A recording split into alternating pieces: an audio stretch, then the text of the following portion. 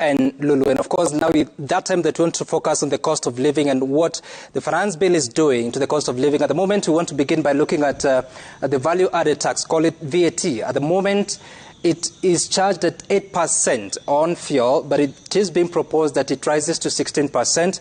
Of course, this has been going on for a couple of years now at 8%. Previously, it was zero-rated. There is also a proposal, taxation at the moment in Nairobi.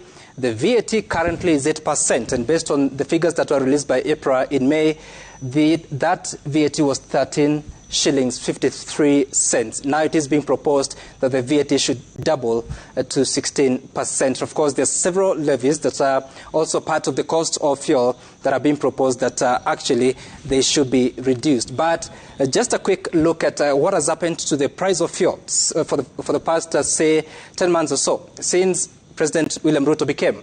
August 2022, the price of a litre of petrol was 159 shillings 12 cents. At the moment, it's 182 shillings 70 cents.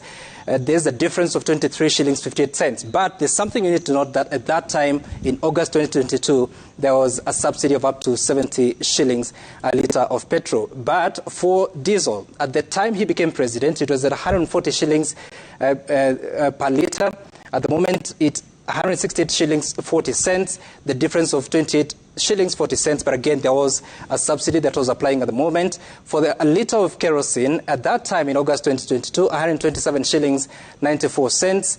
This has grown to 161 shillings 13 cents, of course, after the removal of the subsidy, and the difference now, we are talking about 33 shillings 19 cents. These are just some of the issues that are contained in the finance bill, including on the VAT exemptions.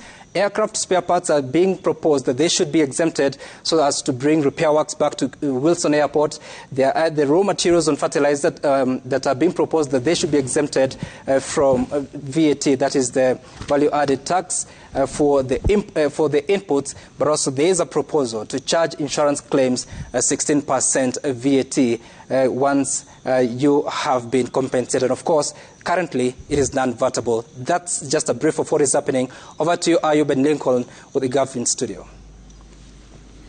Bila shaka, asante sana.